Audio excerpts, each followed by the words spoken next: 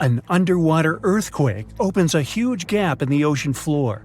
A large volume of water moves to fill the crack. At the same time, waves start to spread out from that point. They're just a foot high at first, but the closer they get to shore, the larger they become. When the waves reach shallow waters, they start to slow down.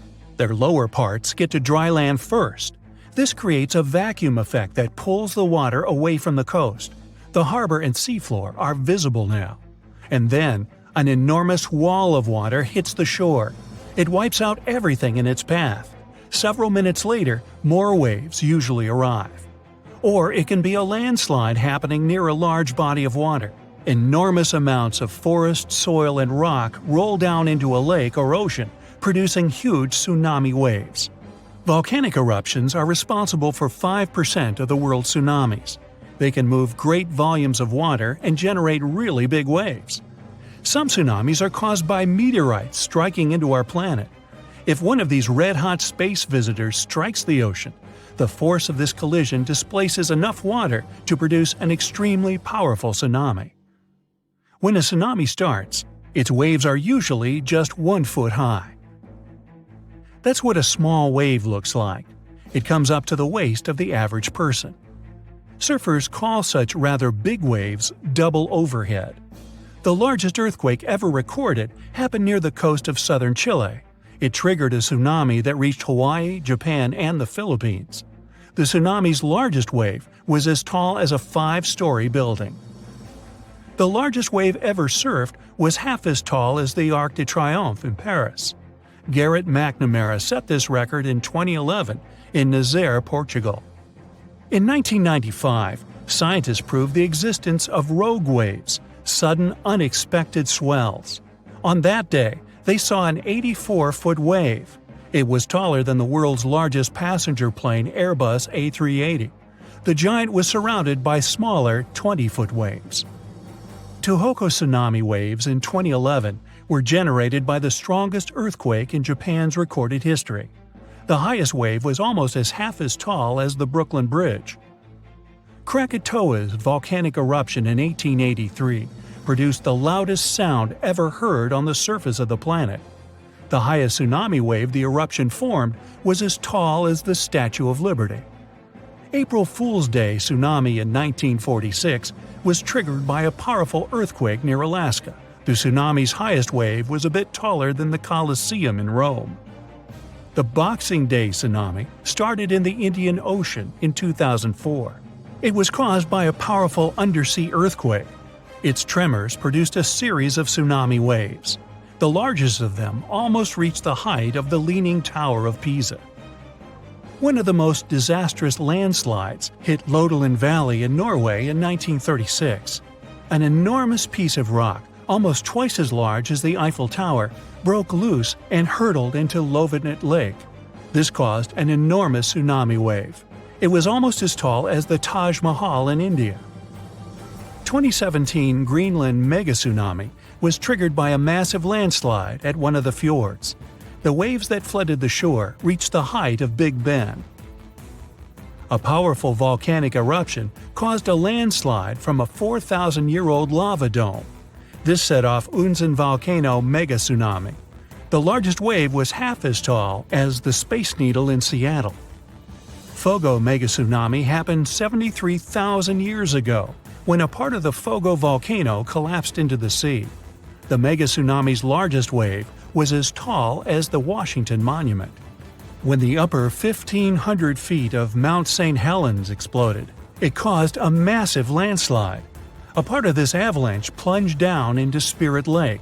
This caused a wave that was more than half the height of the Eiffel Tower. The Vejont Dam mega-tsunami happened when a landslide dragged 9 billion cubic feet of forest, soil, and rock into the lake. A colossal wave overtopped the edge of the dam, taking out everything in its path. Its height was greater than that of the Golden Gate Bridge. A landslide in Lituya Bay in Alaska formed a megawave, one of the largest ever recorded. The mega-tsunami surged over the headland, washing away trees, plants, and soil down to bedrock.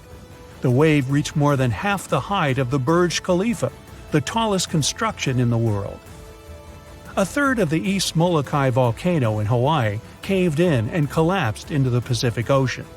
This created a tsunami the size of the second tallest building in the world, Shanghai Tower. July 17, 1998. It started like a usual quiet evening in the villages along the north coast of Papua New Guinea. Then, at 5:49 p.m., the ground shook violently. Suddenly, a 7.0 magnitude earthquake struck. It sent shockwaves through the region. Walls cracked, homes trembled, and the earth beneath the villagers' feet shifted and twisted. It lasted for 19 seconds, with a depth of 19 miles, and seemed like a typical earthquake. And while it caused some damage, this wasn't the kind of destruction that screamed doom. So, people were tricked. They thought it was over.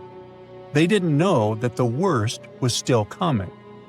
Then some villagers noticed mysterious lights. It began with a flash of red light along the horizon, a streak that looked like fire. It appeared shortly after the initial earthquake, stretching across the northern sky above the ocean. It flared brilliantly, then vanished in an instant. What could it have been? People started speculating whether it's a warning about something or just sunlight reflecting strangely. But just as it disappeared, it was followed by a loud booming sound from the sea. No one knew what that meant, and some villagers went to the beach, curious to scan the views. What they noticed there chilled them to their core. The ocean looked wrong. The water wasn't calm. It churned, bubbled, and boiled in an eerie, unnatural way. That's when they saw it. A massive wave building in the distance, rushing toward them with terrifying speed. Panic spread like wildfire. People climbed trees, pushed boats into the lagoon, hoping to escape the approaching monster. Unfortunately, it was too late. The first wave hit with unimaginable force and swept away entire villages in an instant. The debris was scattered around, trees were uprooted, buildings were displaced up to 160 to 200 feet inland. Even decades later, some of these affected villages can't be accessed by roads. At the same time, another strange phenomenon emerged. Many people described a red glow at the crest of the tsunami, as though the wave carried fire in its peak.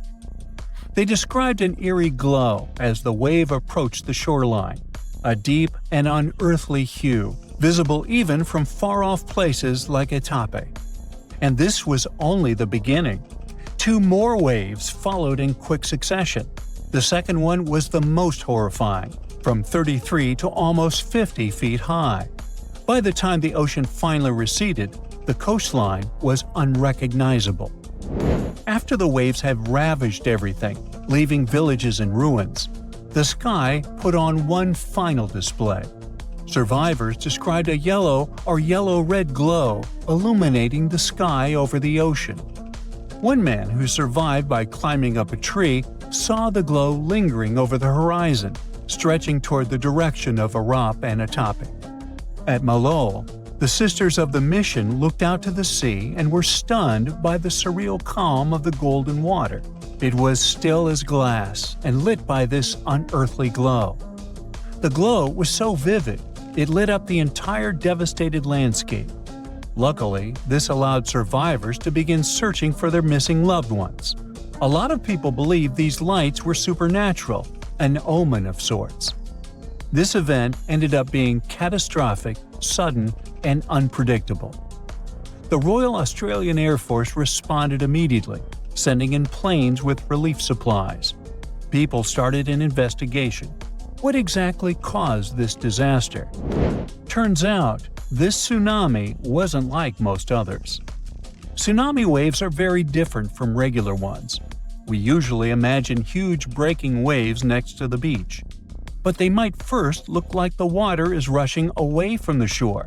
Stay vigilant because this is a warning sign. The water will come back very quickly and rise like a massive tide, often with devastating force.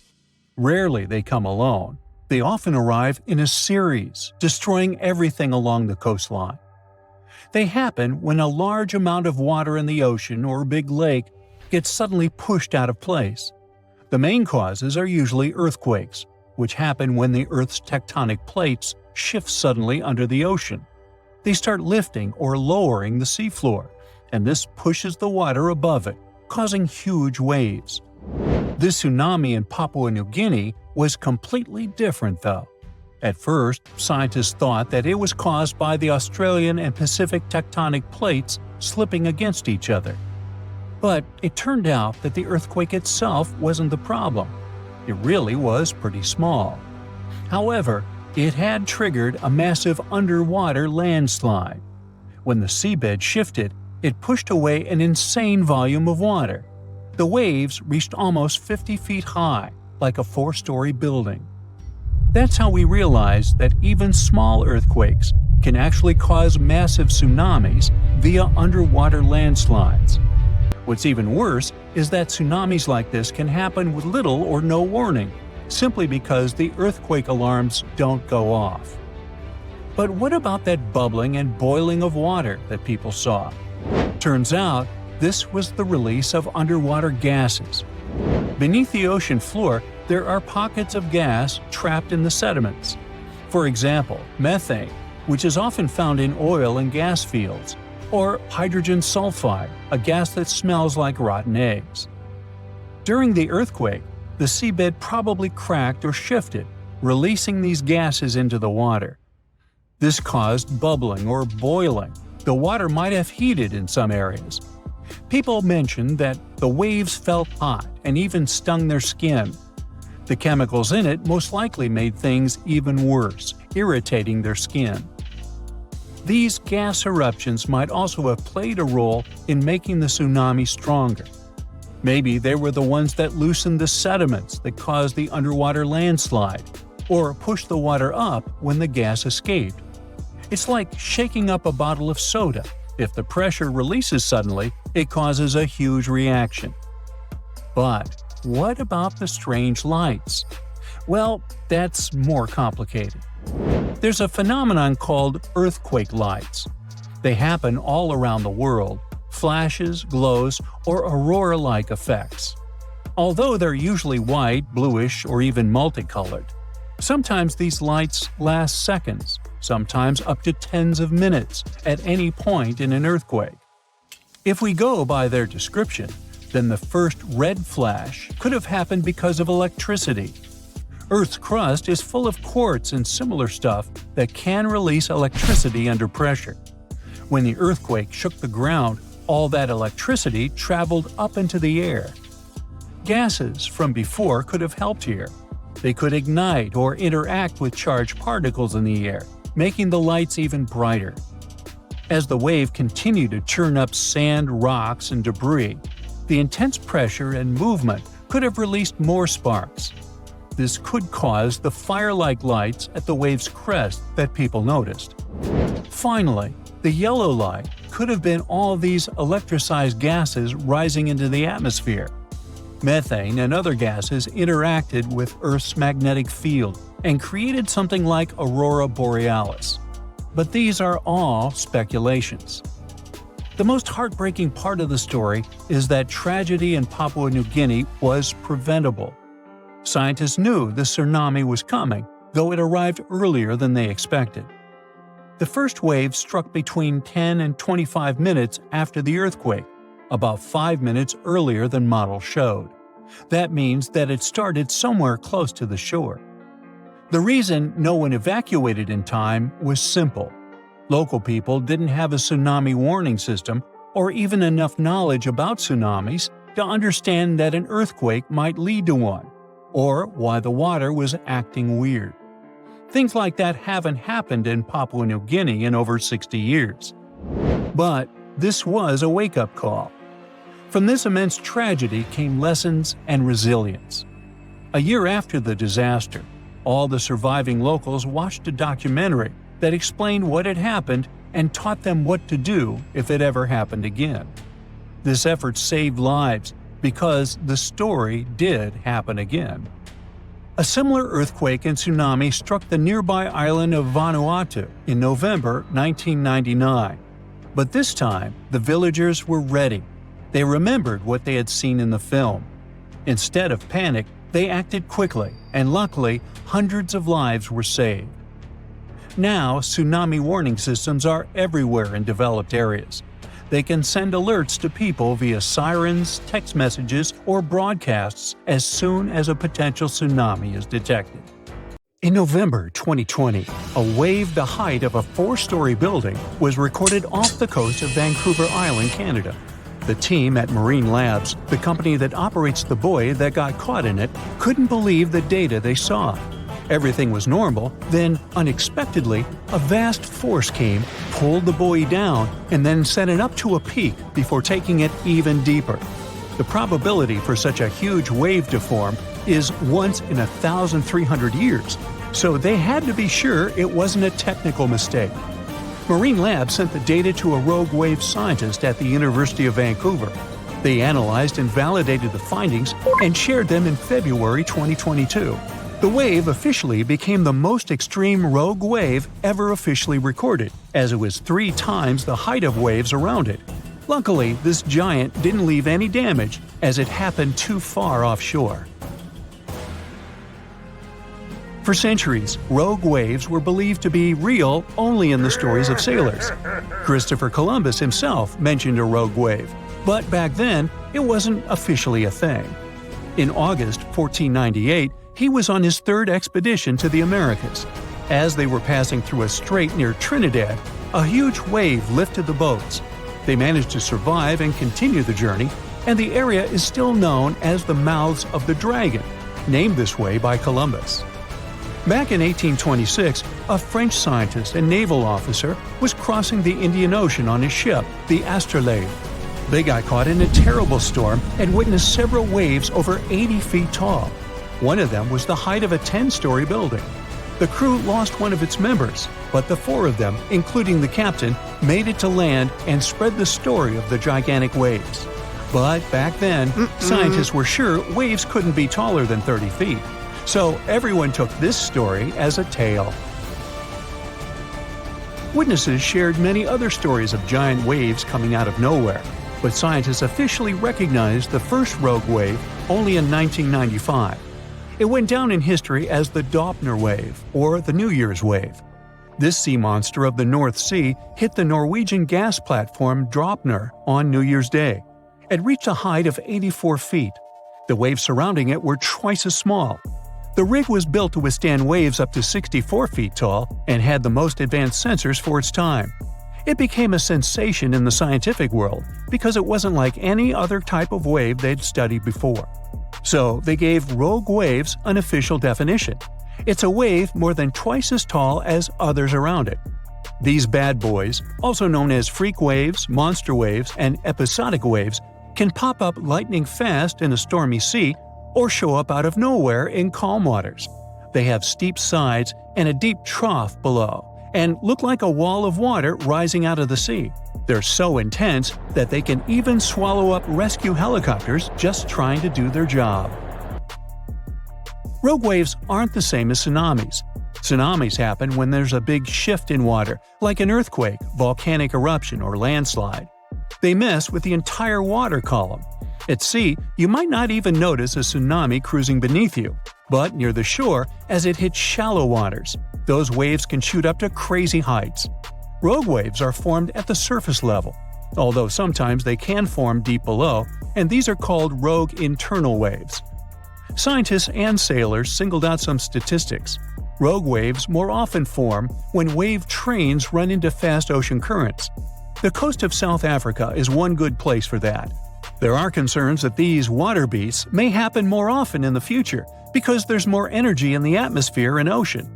It means larger and more frequent rogue waves and more ships lost at sea.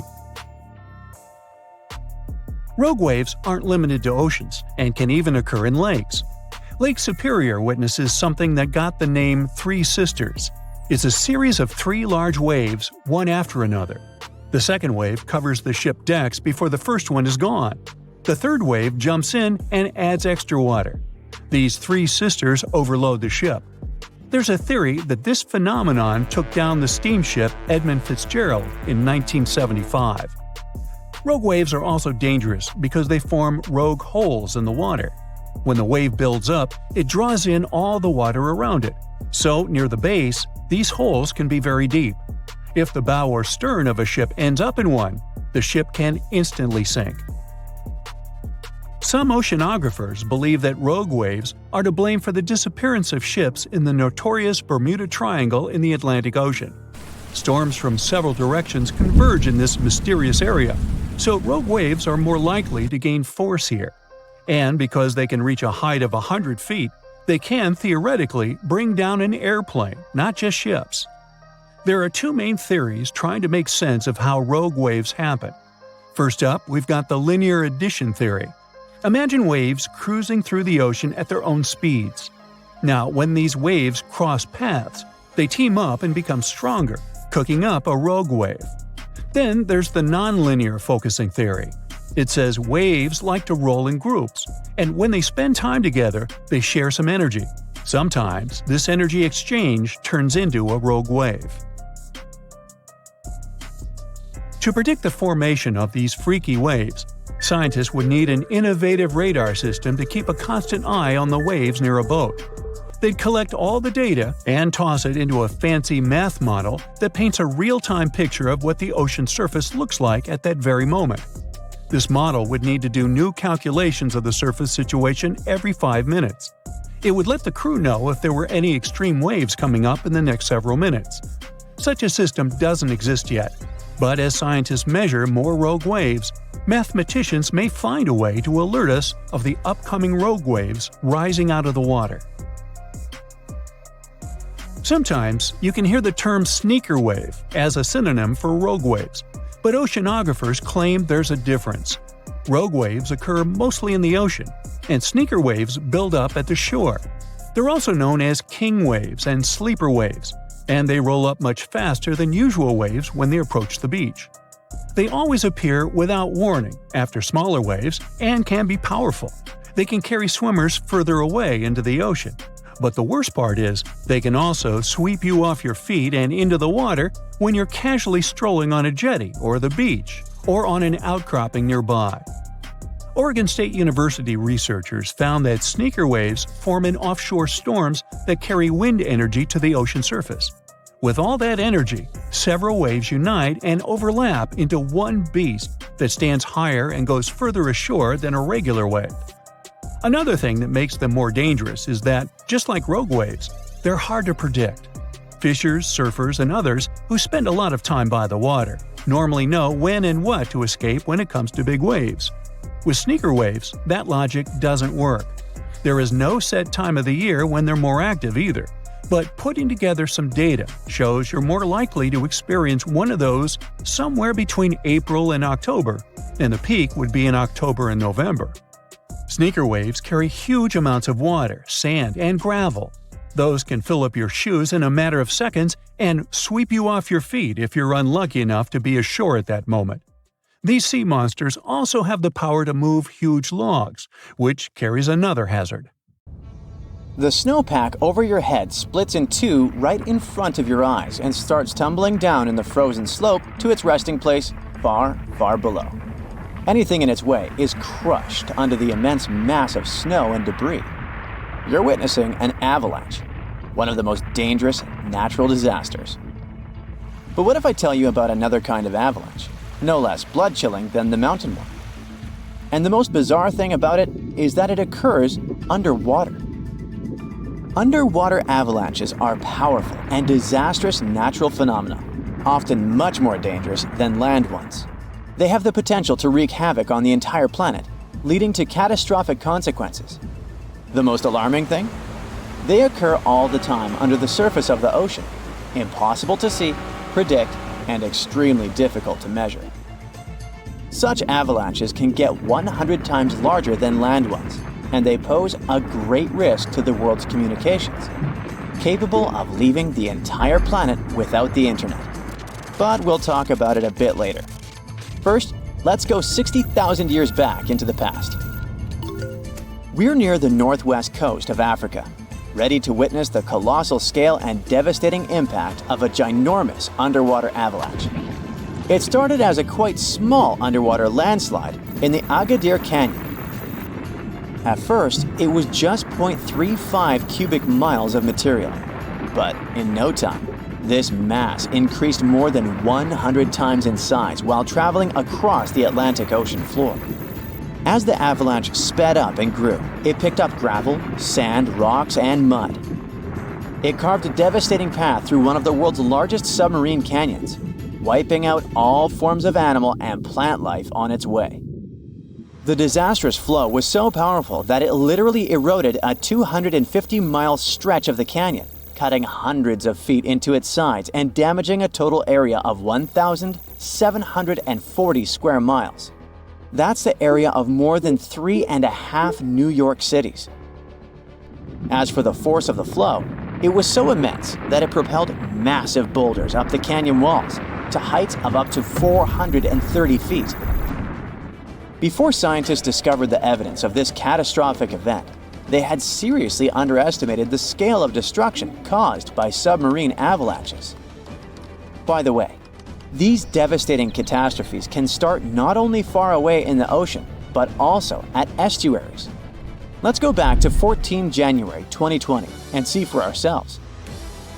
A turbidity current, a rapid, downhill flow of water containing a lot of sediment, rushed more than 680 miles from the Congo River estuary in the deep sea.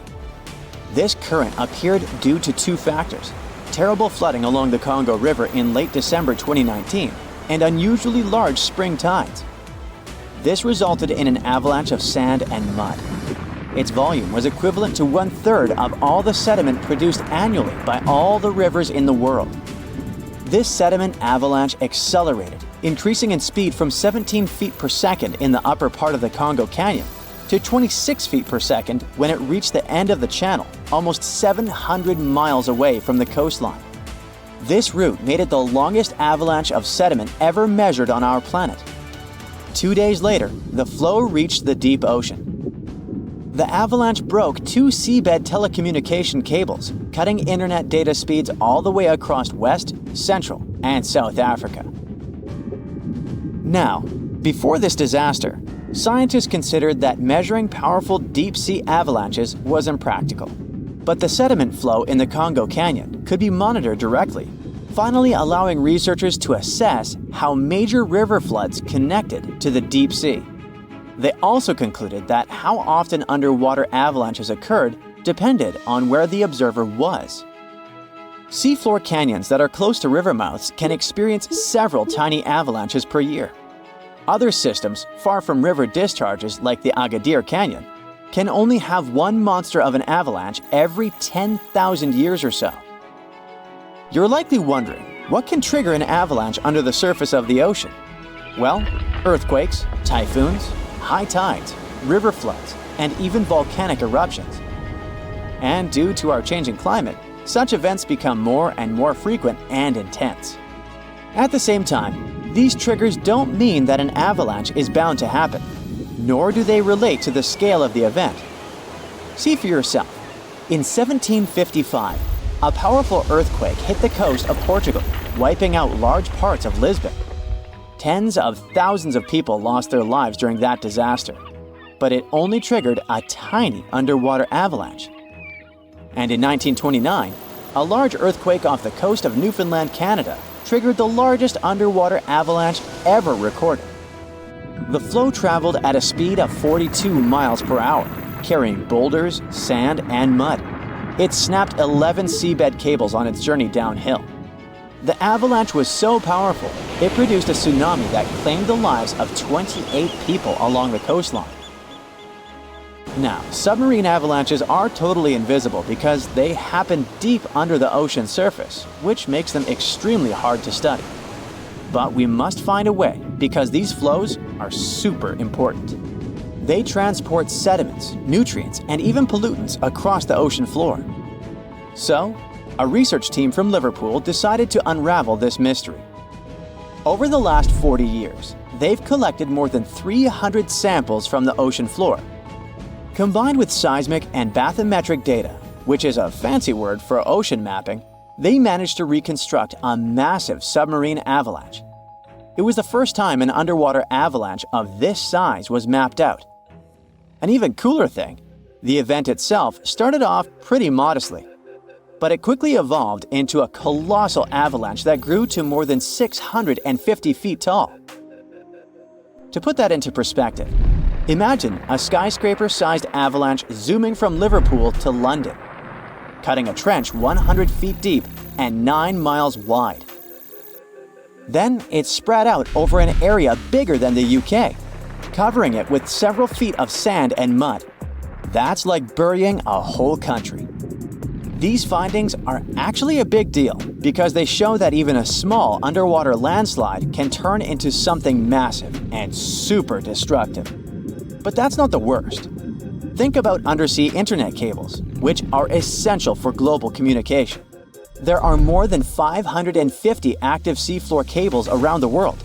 Their combined length is a whopping 870,000 miles.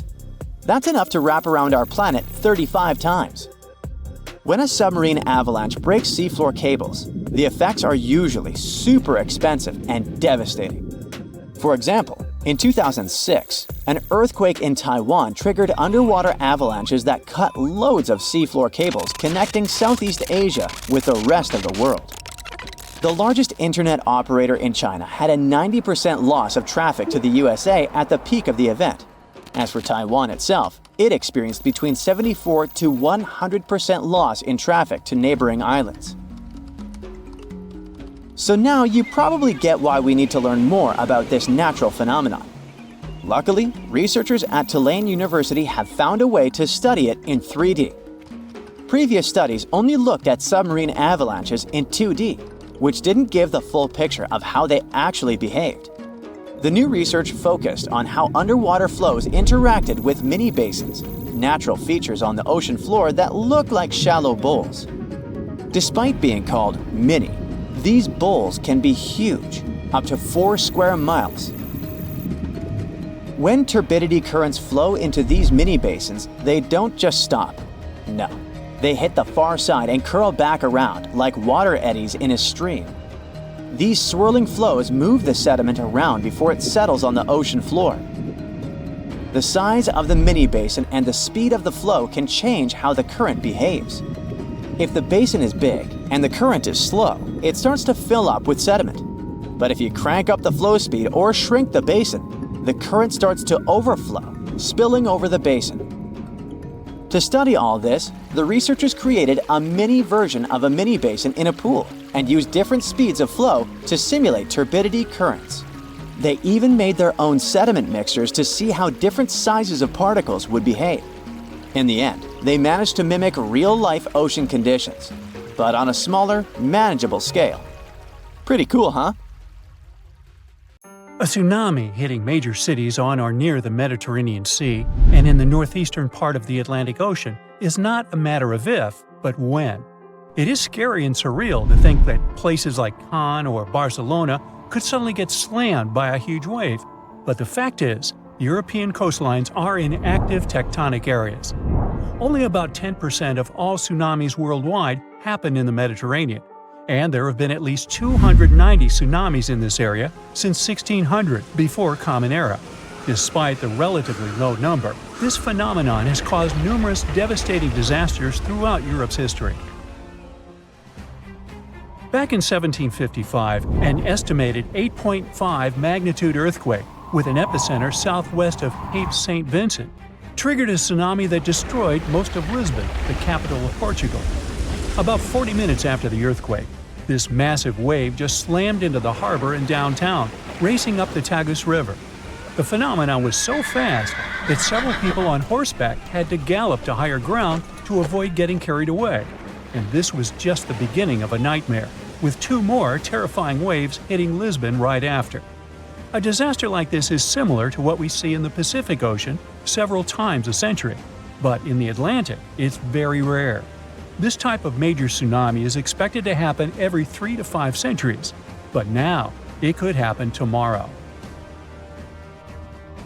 Marseille in France, Chipion in Spain, and other cities are on the list of important locations that could be flooded soon, with a roughly 100% chance of being hit by a tsunami in the next 30 years. Statistics show that the wave will probably be more than 3 feet high. I know, it doesn't sound like much, especially since when we think about tsunamis, we imagine terrifyingly tall waves, like the one that hit Lituya Bay in Alaska. In that case, the wave was over 1,700 feet tall. But we must remember that even waves only 19 inches high can be dangerous to swimmers. Because it's not the height of the tsunami that matters, but also the flow and movement of the water. Not to mention the flooding, which can damage beaches, harbors, and streets. If the coastline has a small harbor and the waterfront is exceptionally low, like Cannes, this natural disaster might be much more dangerous.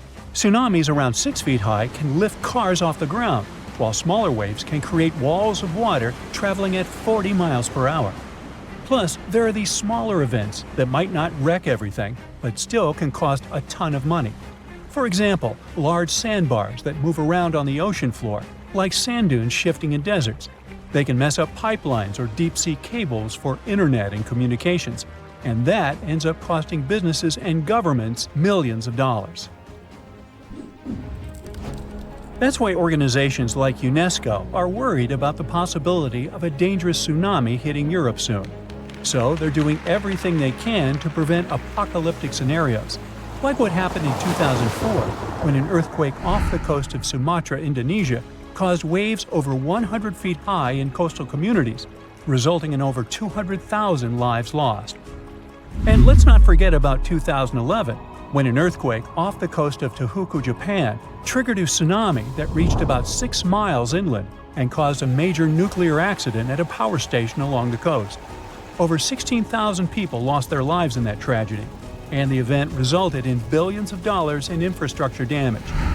These disasters were huge wake-up calls, and we've come a long way since 2004.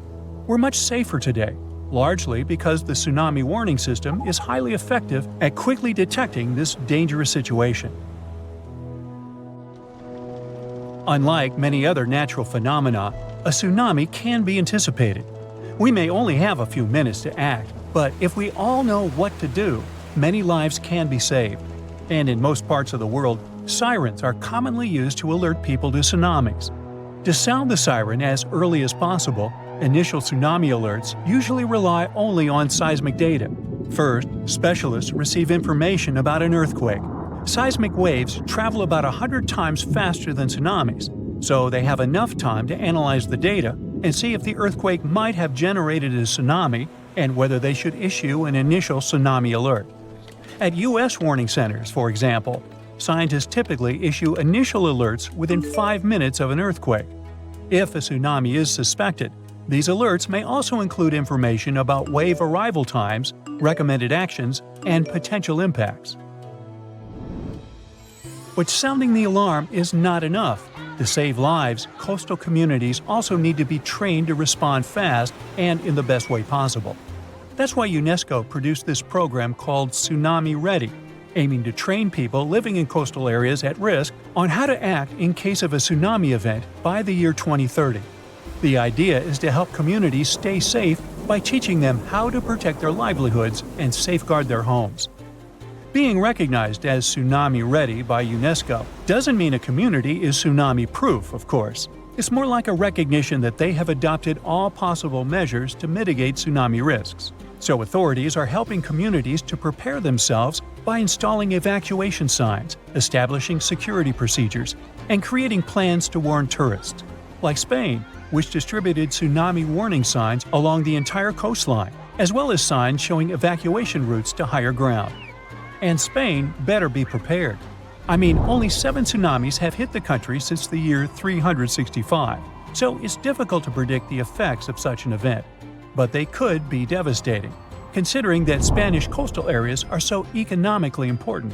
There's also a danger zone in the Averroes Fault beneath the Barents Sea. If an earthquake happens at this point, people will have only 21 minutes to escape a tsunami.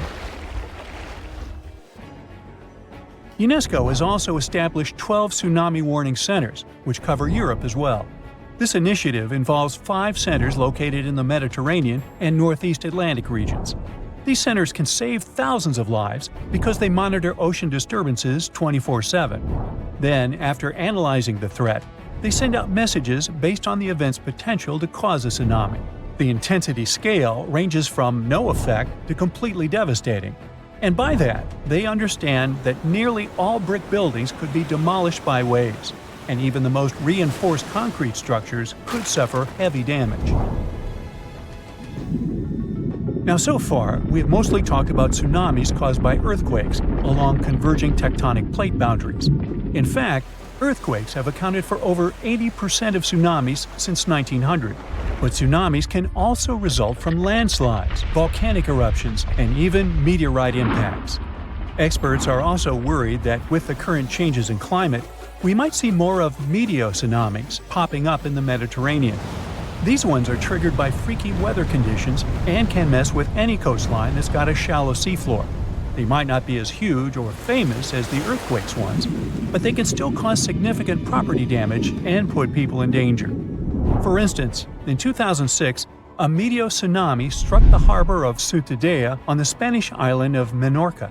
Yachts were tossed into each other and later stranded on the harbor floor as the water receded, resulting in tens of millions of euros in damage. Unfortunately, mega-tsunamis in the Mediterranean tend to be stronger during summer, so if you're planning to spend your vacation in Europe, stay alert for any signs of dangerous waves. If you suddenly encounter a tsunami moving in your direction, remember this is the time to react. Move to higher ground as far inland as possible. Pay special attention to any emergency alerts and information, and follow the guidance of local authorities. Most importantly, do not wait around taking photos. Leave the area as soon as you notice any signs of this danger event, or if you hear an official tsunami warning. Hey, stay safe. A 4-story wall of water that only rises once in 1,300 years was recorded off the west coast of Canada. Some people blame waves like this for disappearances in the Bermuda Triangle. Rogue waves can get strong enough to sink container ships and oil rigs. The Canadian water monster didn't hurt anyone, but it did become a sensation. And it looks like we're about to see even higher and more powerful rogue waves in the future. The team of Marine Labs, the company that operates the buoy that got caught in the Evacuation wave, couldn't believe the data they saw. A huge force came out of the blue, pulled the buoy down, and then set it up to a peak before taking it even deeper. They thought it must be a rogue wave, so they sent the data to a scientist at the University of Victoria who specializes in these beauties. They analyzed the data and confirmed it was indeed not a technical mistake. The wave officially became the most extreme rogue wave ever officially recorded, as it was 3 times the height of waves around it. Scientists have reported seeing giant waves coming out of the blue for centuries, but no one really believed them. Back in 1826, a French scientist and naval officer was crossing the Indian Ocean on his ship, the Astrolabe. They got in a terrible storm and saw several waves over 98 feet tall. That's almost as tall as a 10-story building. The crew lost one of its members, but the 4 of them, including the captain, made it to land and shared what they saw. But back then, scientists were sure waves couldn't be taller than 30 feet. Everyone took their story as a tall tale. Pun intentional. Over a century later, a cargo ship, the MS München, mysteriously disappeared. People believed it to be unsinkable, just like the Titanic, so it was a real shock that all that was left of it was one lifeboat. When experts analyzed the damage, they concluded that it must have been hit by a wave that was around 65 feet high. Witnesses shared many other stories of giant waves coming out of nowhere, but scientists officially recognized the first rogue wave only in 1995. It went down in history as the Doppler wave, or the New Year's wave. This monster on the North Sea that was 84 feet tall hit the Norwegian gas platform Doppler on New Year's Day. It was twice larger than the wave surrounding it. The rig was built to withstand waves up to 64 feet tall and had the most advanced sensors for its time. The wave wasn't like any other type of wave they'd studied before. So they had to admit rogue waves were real and gave them an official definition. It's a wave more than twice as tall as others around it. It can pop up lightning fast in a stormy sea, or show up out of nowhere in calm waters.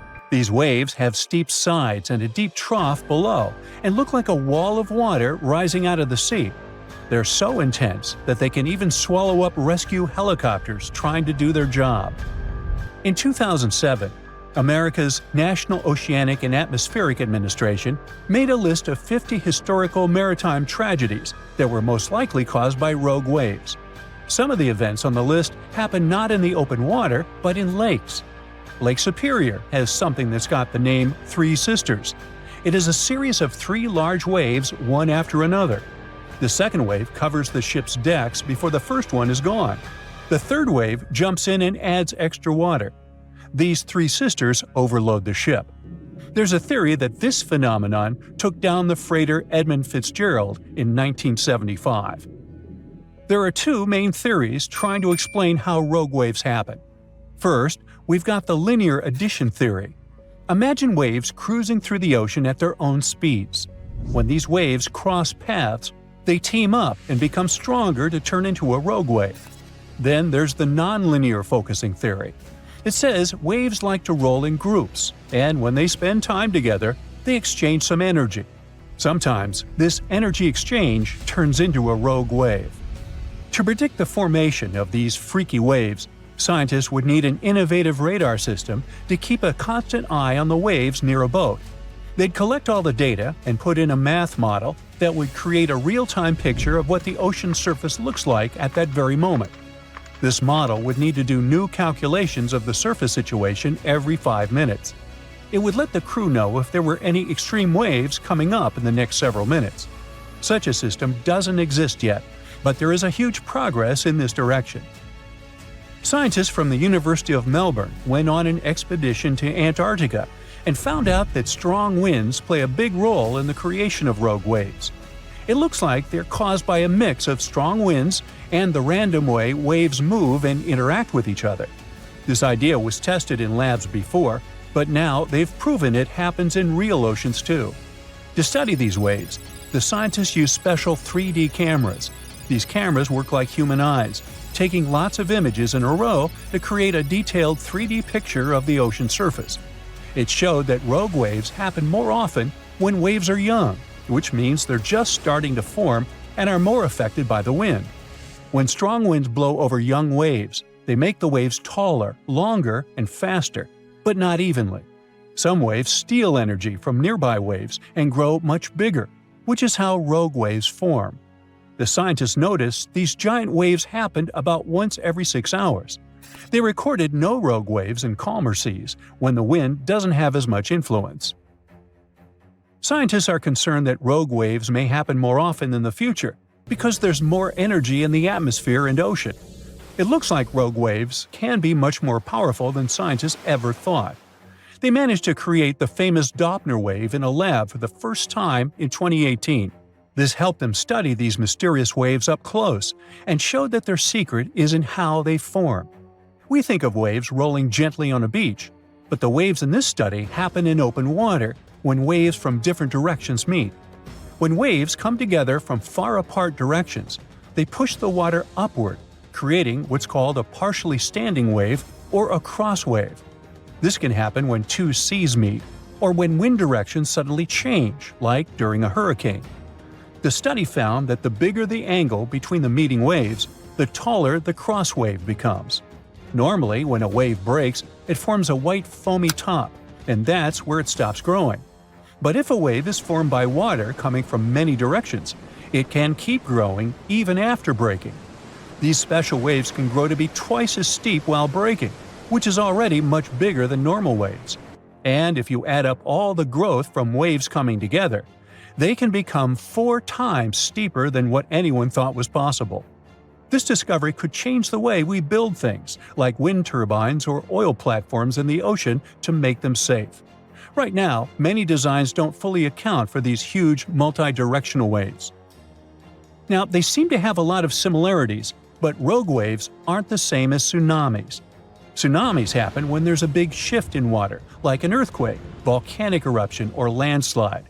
They mess with the entire water column.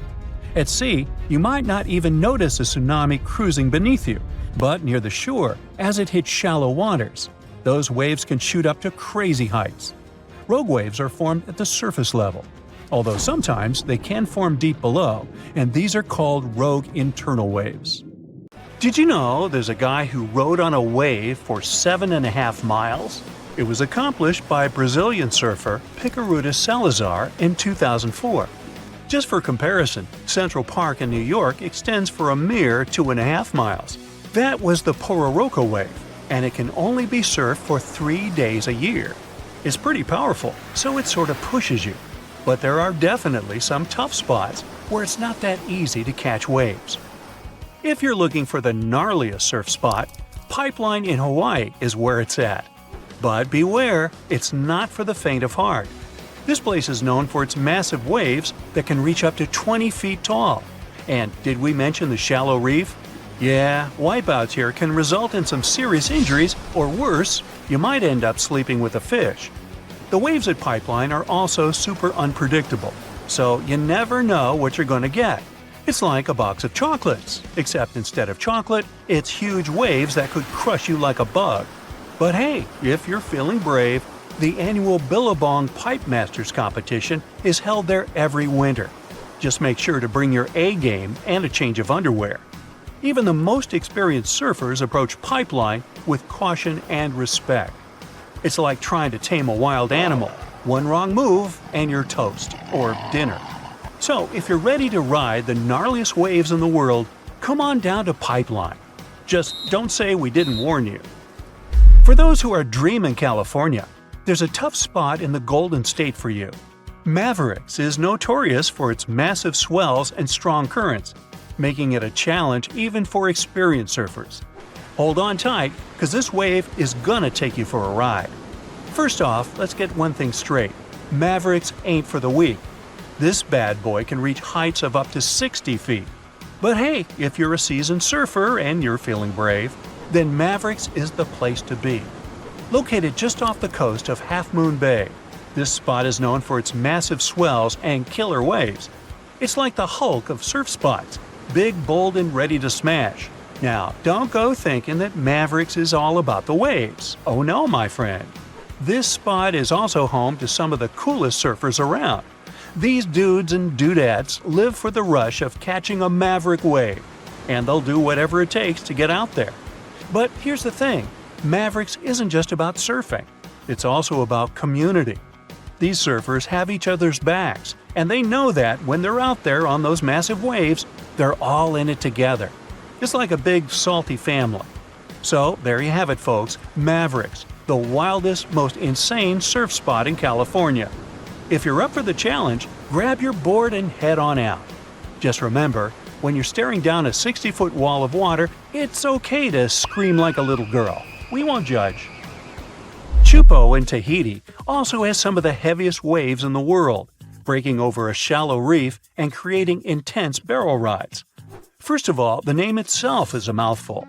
It's pronounced Chupo, and it means broken skulls in Tahitian. Yeah, you heard that right, broken skulls. The waves at Chupo are massive and can reach up to 23 feet high and break over a shallow reef, which creates a super powerful wave that can barrel for hundreds of yards. And if you wipe out, well, let's just say you'll be getting up close and personal with that reef. It's like a cheese grater for your skin. So make sure you bring some Band-Aids and a good insurance policy. But hey, if you're up for the challenge, Chupo is one of the most epic surf spots in the world. However, I hope you're going to choose a much safer spot. If you're looking for some cool waves but don't want to risk your life, then you gotta check out these safe surfing spots around the world. First up, we got Waikiki Beach in Hawaii. This spot is perfect for beginners and pros alike, with consistent waves and a sandy bottom. Plus, there are lifeguards on duty to keep an eye out for any trouble. Next, there's Bondi Beach in Australia. This iconic beach is known for its beautiful scenery and chill vibes, but it also has some great waves for surfing. The water is shallow, and there are plenty of surf schools around to teach you the ropes, or in this case, the boards. But if you're looking for something a little more exotic, head over to Nocera in Costa Rica. This spot has warm water, consistent waves, and a laid-back atmosphere. Plus, the locals are super friendly and will welcome you with open arms. Last but not least, there's Muizenberg Beach in South Africa. This spot has some of the most consistent waves in the world, but they're not too big or dangerous. Plus, there are shark spotters on duty to keep you safe from any unwanted attention from local carnivores. But no matter how safe the spot is, you're still going to need some cool life hacks to bring your surfing to a brand new level. Have you ever wondered why surfers use wax on their boards? Well, let me tell you, it's not just for show. See, when you're out there shredding the gnar, you don't want to slip and slide all over the place like a penguin on ice. That's where the wax comes in. Basically, the wax creates a grip on the board so you can stick to it like peanut butter on bread. Without it, but here's the thing, not all wax is created equal. You gotta find the right kind for your board and the water conditions. It's like choosing the right flavor of ice cream for your cone. You don't want to end up with mint chocolate chip when you really wanted Rocky Road. So, next time you see a surfer waxing up their board, just remember they're not doing it for the smell, although some waxes do smell pretty sweet.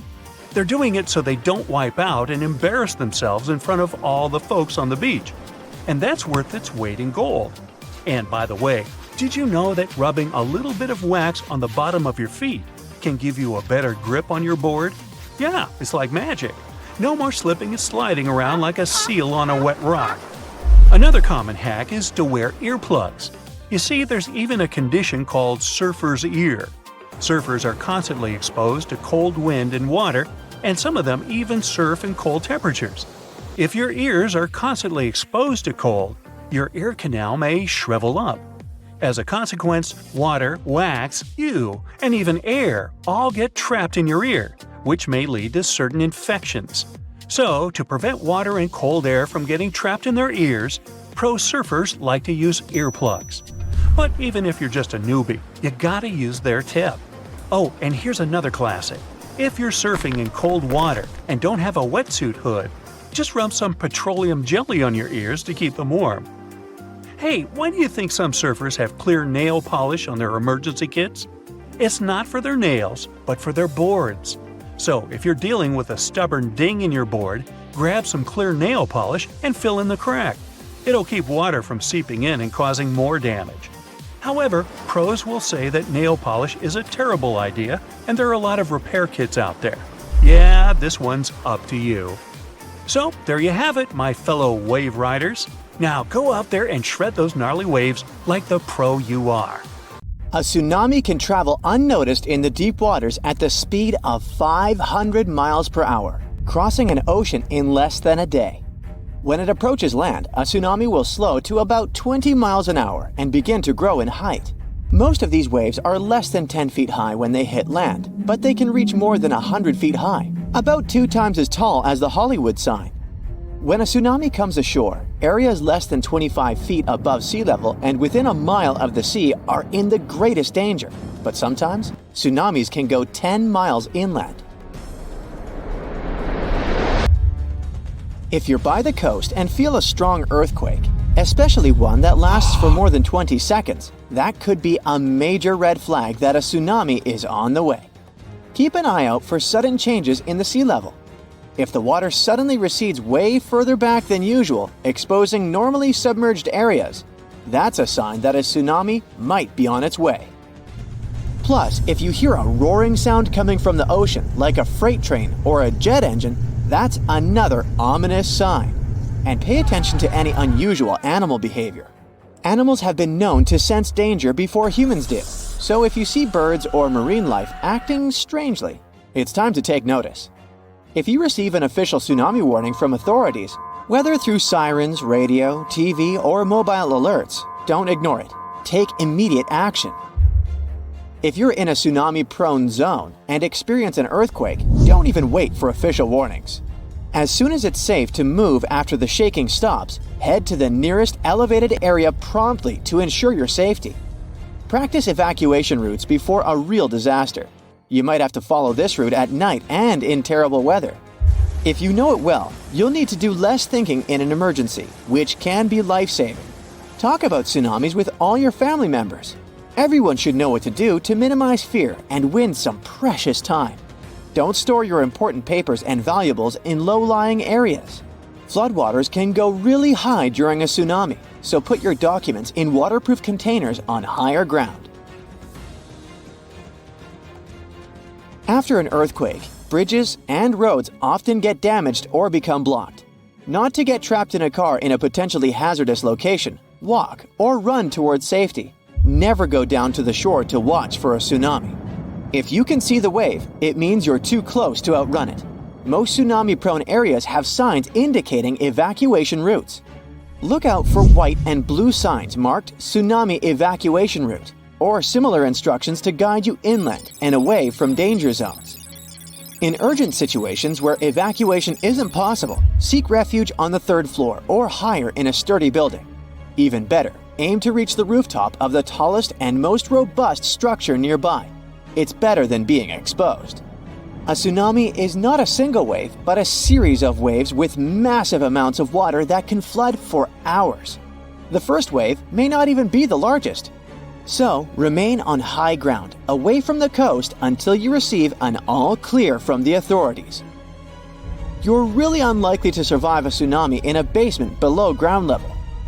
As it passes over, everything in its wake gets submerged temporarily until the water recedes back to the sea. If you're in a basement during a tsunami, you might get crushed by collapsing buildings or swirling debris. Unless the basement is exceptionally sturdy, waterproof, and equipped with sufficient air supply, it's not a safe option for shelter.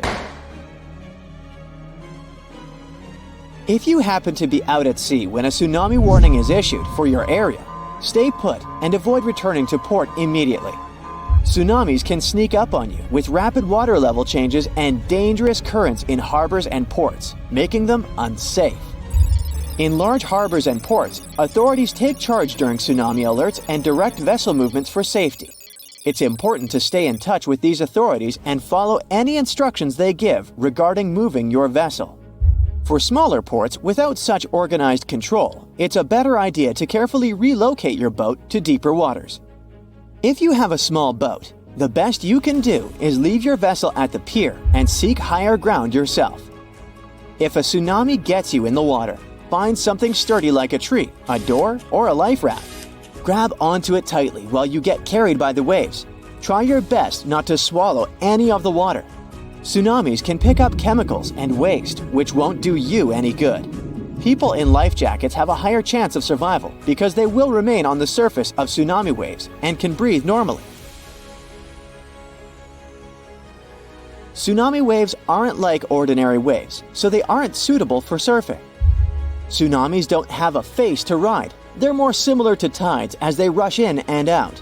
They're much larger, faster, and more powerful. So, trying to surf them is not only dangerous but also illegal in many countries.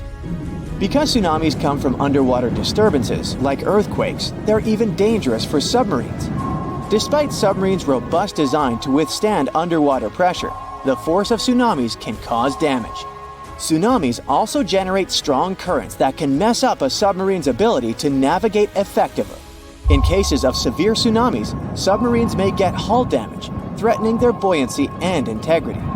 Such scenarios can lead to submarines sinking or being carried away by the waves. That's why submarines operating in tsunami-prone areas must be extra careful and equipped to respond swiftly if this sea monster strikes. Scientists still can't predict tsunamis, but they can use their expertise in seismology and historical tsunami data to identify earthquakes likely to trigger tsunamis and issue warnings. They gather crucial data from seismic and water level networks worldwide, which enables them to swiftly assess earthquake characteristics such as magnitude, location, and depth. Utilizing this information, they determine whether an earthquake has the potential to generate a tsunami and decide on issuing tsunami advisories. For regions like the US and Canada, warning center scientists can typically issue preliminary messages within 5 minutes of an earthquake. These messages include alert levels, earthquake details, threat evaluations, anticipated wave arrival times, recommended actions, and potential impacts. On the 26th of December 2004, early in the morning, an enormous earthquake shook up the ocean floor near the Indonesian island of Sumatra. This seismic event unleashed a monstrous series of waves, tsunamis, that spread out across the Indian Ocean, reaching as far as East Africa over the next 7 hours. These waves were towering walls of water, some reaching a height of over 30 feet. When they slammed into the coastlines of countries like Indonesia, Sri Lanka, India, Maldives, and Thailand, the devastation was catastrophic. Over 200,000 people lost their lives in this most devastating tsunami on record. And it wasn't just the immediate impact. Long-term consequences hit hard too. Villages, resorts, farmlands, and fishing areas were destroyed or submerged in salt water along with debris. Japan is one of the most earthquake-prone countries in the world because it's located on top of 4 converging tectonic plates that constantly interact with each other. After a terrible tsunami in 2011, the country started a colossal project dubbed the Great Wall of Japan. With a jaw-dropping price tag of around $13 billion, this wall goes from the north to the south of the country. The goal is to safeguard coastal towns from future tsunamis, buying its people precious time to save themselves. Some locals worry that this towering structure will sever their deep-rooted ties with the sea. They fear losing touch with the ocean's rhythms and cues, which are crucial for spotting upcoming disasters. But for many coastal towns, the wall is a lifeline, giving them hope for rebuilding shattered lives post-disaster. The Arctic is disappearing. In just a few years, the North Pole could see its first ice-free summer in the last 125,000 years. But a bold new experiment might turn back the clock. Scientists are refreezing the Arctic. If they succeed, they could save the North Pole. But if they fail, they could trigger unforeseen disasters. So, which way would things go? Well, here's some backstory. Deep in the Arctic, temperatures drop so low that metal cracks and winds scream across the ice. In winter, it's minus 30 degrees Fahrenheit on average. But despite the seemingly extreme cold, it's actually melting, warming 2 to 3 times faster than the rest of the planet. Now, ice is like Earth's natural mirror. It reflects sunlight back into space, keeping the planet cool. When it melts, it exposes the dark ocean underneath. The ocean absorbs sunlight instead of reflecting it, and it spreads all across the planet. This warms the planet even faster, melting even more ice. It's a vicious cycle, and if it continues, we'll reach a point where the ice won't come back. That thick, ancient ice that has covered the North Pole for thousands of years is already 95% gone. It's been disappearing since the 1980s. The ice that remains there now is thin and fragile, and when it disappears, it will trigger a dangerous chain reaction. Meanwhile, a group of researchers from a UK startup called Real Ice is out there trying to slow down or even reverse the melting of the Arctic. The project takes place in a tiny frozen village in Canada called Cambridge Bay. Real Ice wants to break the vicious cycle, and here's their plan. First, they drill through the existing ice and place an underwater pump beneath it. Then they pump seawater onto the ice surface, where it quickly freezes into an extra thick layer. Finally, they remove snow from the ice, which usually acts like a blanket, preventing further freezing. After that, ice keeps growing, stronger, thicker, and harder to melt. It's a simple idea inspired by nature itself. Ice naturally forms this way in some Arctic regions, but now scientists want to do it on a massive scale. So far, it appears to be working. Between January and May 2024, they covered around 44,000 square feet of ice, and it became 20 inches thicker on average. And in November 2024, they started a new round of tests. In the first 10 days of the trial, the ice was already 4 inches thicker. Now they'll return in May 2025 to check out how things are going. They think it's going to get between around 16 to 31 inches of it during the Arctic winter. It's a small start, admittedly, but if they can prove it works, their plan is to expand across an area more than twice the size of California, about 386,000 square miles of ice. And they're not stopping there. The big idea is to send in 500,000 underwater drones, powered by clean energy, to automate the entire process. These drones would drill holes, pump water, and refreeze the ice without human intervention. But not everyone is convinced. Some scientists think this whole idea is a disaster waiting to happen. First, they point out that saltier ice, the one from seawater pumped onto it, melts faster in the summer. So if this new ice melts too quickly, we could end up making the situation worse. Some of them also think this is a dangerous distraction from the core problem, like treating the symptoms instead of the root causes. Besides, making a small patch of ice thicker is one thing, but doing this across the entire Arctic? That's another challenge entirely. Another thing they're worried about is the ecosystem. The Arctic is one of the most fragile ecosystems on Earth. Changing ice thickness could affect marine life, disrupt algae growth, and impact the food chain in ways we don't fully understand. There's also the question of money. Real Ice estimates that refreezing the entire Arctic will cost about $5 to $6 billion per year.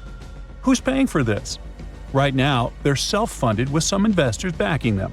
But eventually, they hope that countries, global funds, and even corporations will finance the project.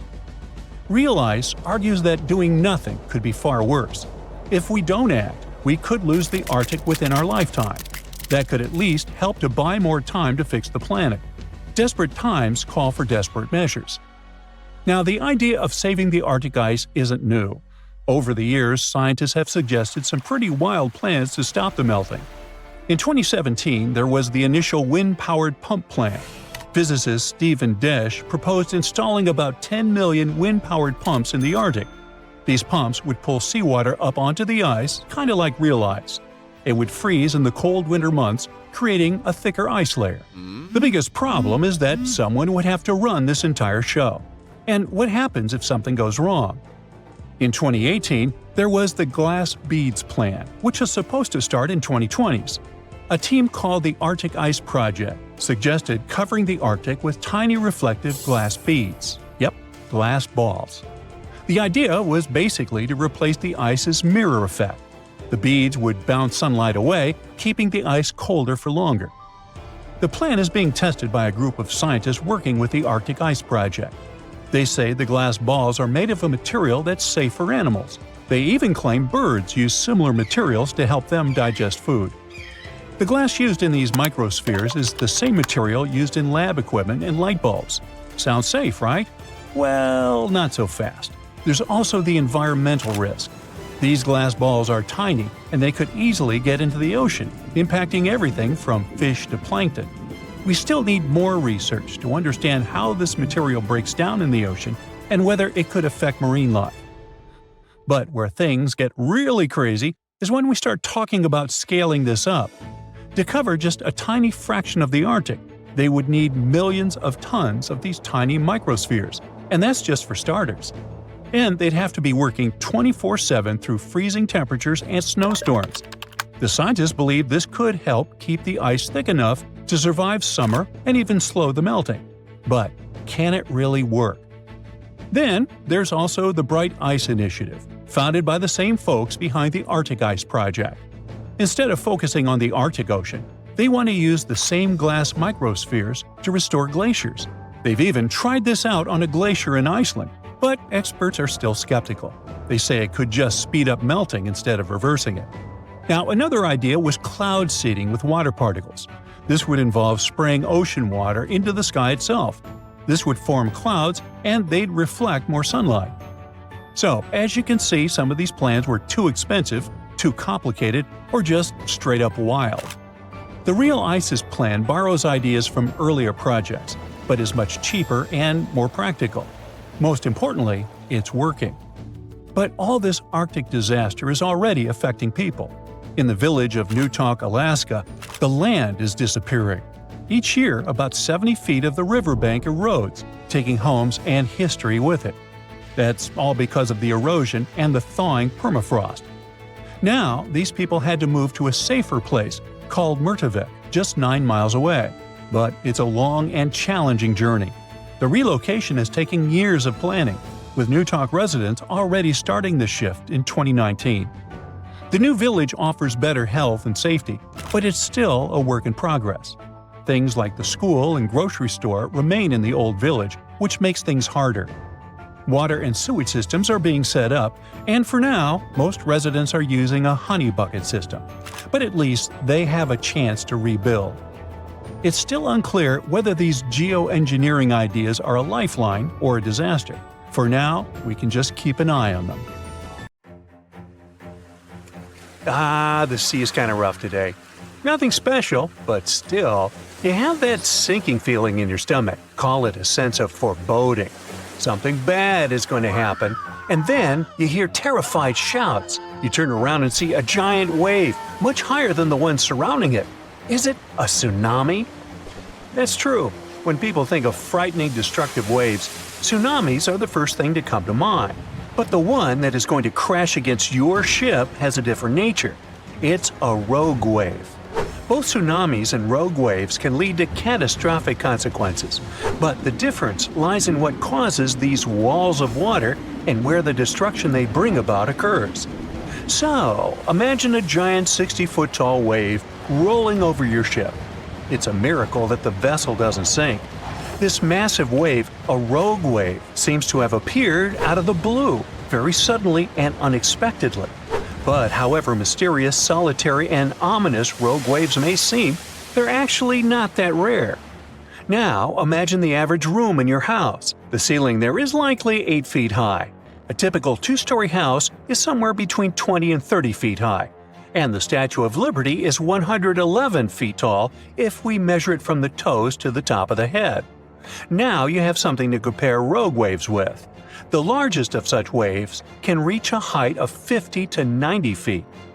To be considered rogue, a wave must appear seemingly out of nowhere and be higher than other waves in the area. But how much higher is still under debate. Some experts think it should be at least twice as high as other large waves in the area, while others disagree. Rogue waves are also steeper than regular waves, which normally take the form of massive swells. This allows ships to maneuver up and down such waves, even when they're really high. A rogue wave, however, looks like a wall of water, and since it's steeper than other waves, it slams into a ship with enormous force, sometimes breaking over the vessel. Another reason why rogue waves are a mystery is that no one has ever filmed the formation of such a wave and followed its life cycle.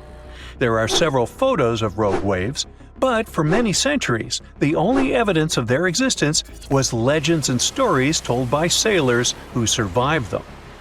Scientists are still not sure how rogue waves form, but one theory involves wave reinforcement. It happens when two waves interact and their heights get combined.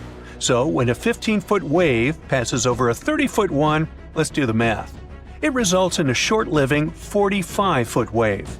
But rogue waves can occur not only in the ocean. On November 10, 1975, on Lake Superior, a group of 3 rogue waves, also known as the Three Sisters, might have sunk the SS Edmund Fitzgerald, an American Great Lakes freighter.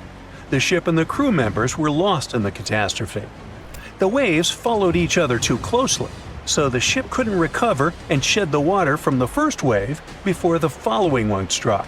The captain of a ship that was not far from the Fitzgerald reported that his vessel had been hit by 2 30 to 35-foot waves. These waves, likely followed by a third one, then moved further in the direction of the Fitzgerald and might have caused the sinking. Now, let's wave bye-bye to that, and let's move on to tsunamis. It is an extremely dangerous natural disaster. It's very different from rogue waves. In most cases, a tsunami is caused by an underwater earthquake. Usually, when a tsunami is born, it's just a few feet high. But the closer it gets to the shore, the larger it grows.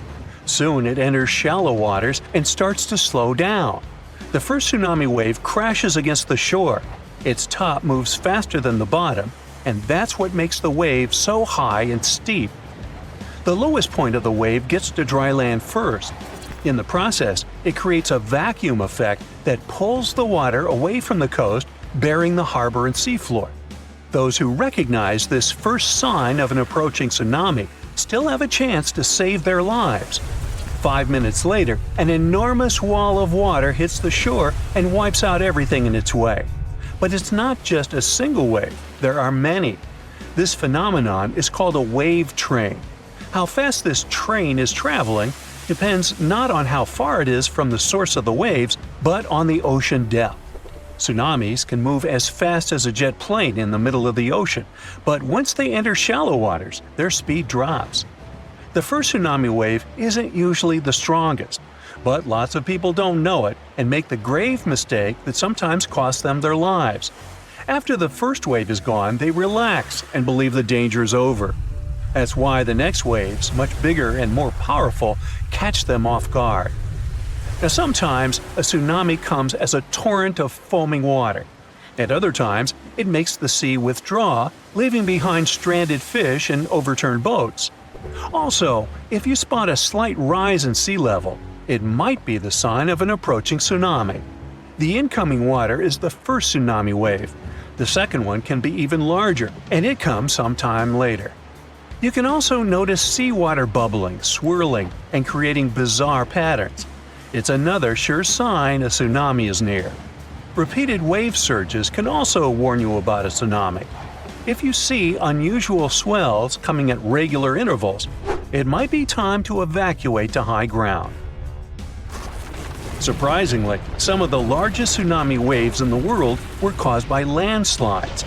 For example, a landslide in Lituya Bay in Alaska formed a megawave, one of the largest ever recorded. Its height was 1,720 feet. The mega-tsunami surged over the headland, washing away trees, plants, and soil down to bedrock. The wave reached more than half the height of the Burj Khalifa, the tallest construction in the world. When a third of the East Molokai volcano in Hawaii caved in and collapsed into the Pacific Ocean, it triggered a tsunami the size of one of the tallest buildings in the world, Shanghai Tower. The wave was around 2,000 feet high. Another bizarre and dangerous ocean phenomenon is square waves. They appear when two different wave patterns crash into each other at 90 degrees. It often happens near peninsulas or land where two different seas or oceans meet. This phenomenon does kind of look spectacular, but only if you're watching it from the shore. Don't even think about getting in the water to play with such waves. Cross currents in that spot can easily pull even a skilled swimmer under the water. Square waves have caused many shipping accidents over the years, too. And if you see wild, choppy waves carrying ocean debris and seaweed, stay out of the water too. It can be a sign of a strong rip current. That can carry you far away into the ocean. And now, let me tell you about a much larger, I would even say planet-wide phenomenon called Rossby waves. There are two kinds of such waves, oceanic and atmospheric. But since we're talking about ocean waves, yeah. Slow-moving Rossby waves are totally different from ocean surface waves. They don't look like those waves that break along the shore. No, Rossby waves are giant movements of the ocean stretching horizontally across the planet. They can span hundreds of miles in a western direction and are so massive they can change the climate conditions of our planet. They contribute to high tides and even flooding in some areas all over the world. The movement of Rossby waves are complicated and depend on the location. For example, in the Pacific, waves that are closer to the equator take from a few months to a year to travel across the ocean. At the same time, waves further away from the equator often need more than 10 years to make this journey. So, as it goes by, be sure to wave. Oh wow, there's a hole in the bottom of the ocean. It seems that the ocean has a leak. But it's not like a leak you would expect, where water is flowing out. It's more like a spring since water is flowing in, not out. This unique leak is something we know as Pythia's oasis. A grad student was the one who accidentally discovered it. He noticed bubbles that were rising to the surface. Normally, bubbles in the ocean tell us there might be some hydrothermal vents, which are hotspots for some pretty cool things. These vents are actually like hot springs on the seafloor, but instead of bubbling with warm water, they release a fluid that has been superheated in the crust of our planet. When seawater seeps into these cracks and travels deep into the crust, it comes into contact with the extremely hot mantle. This heats seawater to very high temperatures, and as it moves back up towards the surface, it carries dissolved gases and minerals. When the hot fluid shoots out of the vents, it mixes with the surrounding seawater and quickly cools down. Just a short distance away from the vent, the temperature can drop to a comfortable 68 degrees Fahrenheit or so, which is, as it seems, exactly what some creatures like. And there are some real weirdos living down there in the darkness, like ghostly fish, giant red-tipped tube worms, and a unique type of shrimp with eyes on their back. And some of them, like tube worms and bacteria, rely on the chemicals and minerals released by the vents to survive in harsh conditions. But in this case, the bubbling water didn't come from a hydrothermal vent. It was there because of a spring, and that's a bit more concerning. You see, the water in this reservoir needs to stay where it is. If too much of it seeps out, there could be some serious consequences, especially for the surrounding area. You can see this unusual leak along the Cascadia subduction zone, which is a massive fault line off the Pacific Northwest coast. It's a place where two pretty big plates that make up Earth's crust come together and slide along each other. The water from Pythia's oasis kinda acts as a lubricant between these plates. You can think of the fault zone as an air hockey table. When the fluid pressure is high, it's like you've turned the air on. That means the friction between the plates is reduced, which allows the plates to move. But if the fluid pressure is lower, the two plates can lock together, which then leads to the buildup of stress. Not that they'll feel bad. In the context of tectonic plates, stress is some pressure or force that can cause deformation. And if this stress starts to build up, at some point, it's gotta go somewhere. When it's too much, it can trigger earthquakes and most likely, not small ones. For example, a release of stress in the Cascadia subduction zone could lead to a magnitude 9 earthquake. For comparison, the biggest earthquake we've ever recorded happened in Chile in 1960, and it had a magnitude of 9.5. The damage was enormous. So we hope the water will stay in its reservoir and keep maintaining the delicate balance between the tectonic plates. We've explored only 5% of the ocean. Who knows how many cool things are there at the bottom, waiting to be found? For example, check out these mysterious holes scientists have stumbled upon in the depths of the Atlantic Ocean, near the Azores. They're neatly aligned and are about 4 inches apart, or in some cases, even several feet. They resemble punctures left by a sewing machine. Some think these holes could have a biological origin. For instance, some fish may have made them while walking along the seafloor. Others believe we could be looking at something that's human-made, maybe left by a spiked tire. Of course, such holes are perfect for making up stories about creatures from other planets who allegedly made them. Or maybe even legendary monsters, like that one from Loch Ness. It's definitely hard to explain such symmetry of the holes, but one deep-sea biologist offered a pretty good explanation.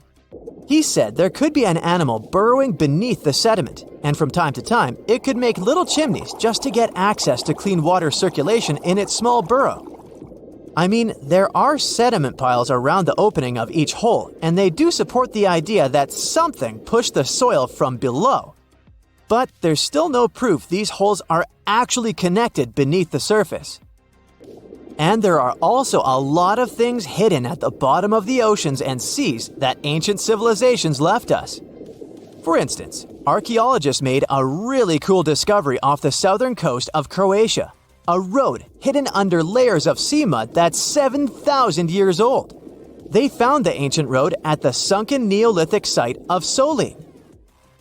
The site of Solin was a human-made island in ancient times, and an archaeologist discovered it 2 years ago.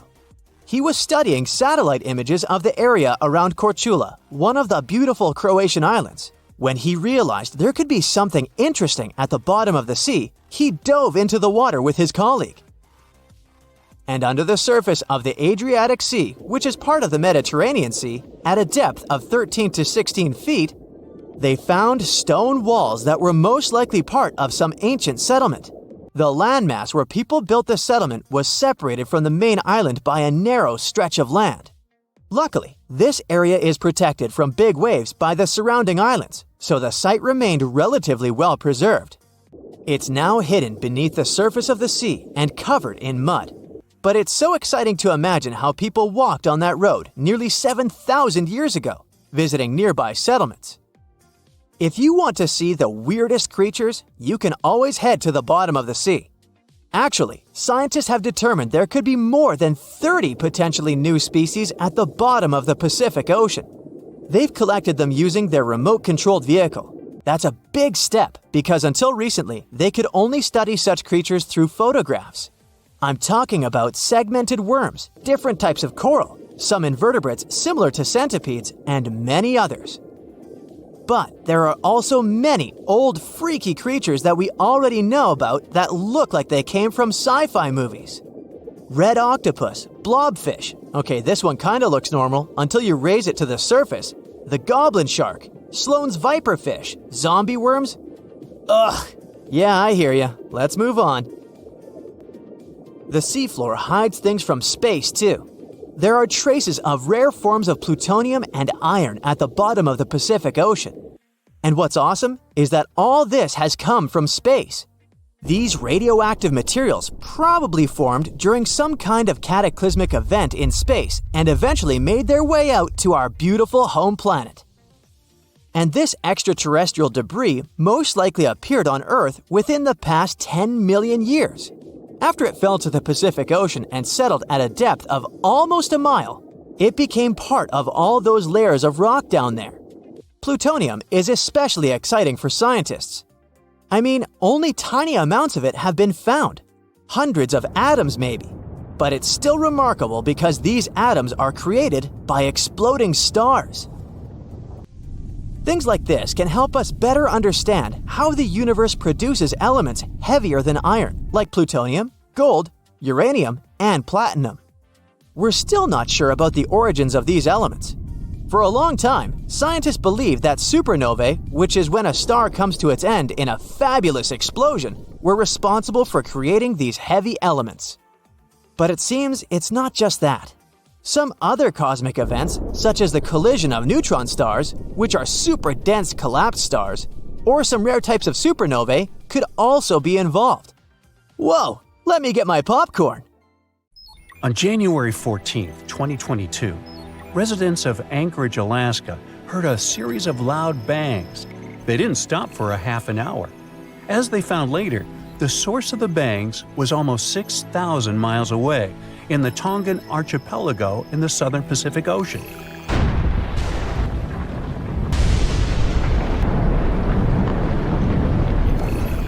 The Hunga Tonga underwater volcano abruptly woke up from its sound sleep. It last erupted at the end of December 2021 after several years of inactivity. Hunga Tonga sent a large plume of ash into the stratosphere that was seen in the capital city of Tonga, 43 miles away from the volcano. In the following days, it was emitting steam and gas to the height of 7 miles. Plus, it was letting out ash that accumulated next to it and even made the island on which it was standing increase in size. Then, it went back to sleep, and the officials even announced it was dormant. But just a couple of weeks later, it woke up again with a crazy force. It sent ash clouds 12 miles into the atmosphere. It blocked the sun in some places and rained down from the sky. The sound waves from the eruption traveled around the planet several times. People in Fiji heard a sound that reminded them of thunder. Some booms even reached Canada. Shockwaves went around the Earth 4 times in Japan and Utah, and at least twice in Massachusetts. The eruption caused tens of thousands of lightning flashes. It also triggered a mega-tsunami hundreds of feet high. It caused damage to buildings and infrastructure, such as underwater cables. The extreme waves traveled all the way to the California coast, and there was an unusually high tide along the Pacific coasts of Canada.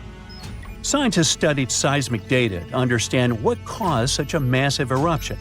Their research models showed that there was a big blast, likely because gas got trapped in rocks, like how a pressure cooker works when it's overcooked. This blast released a huge amount of energy, as much as 5 of the biggest underground nuclear tests. It all happened under a shallow part of the sea, where gas-filled rock was trapped.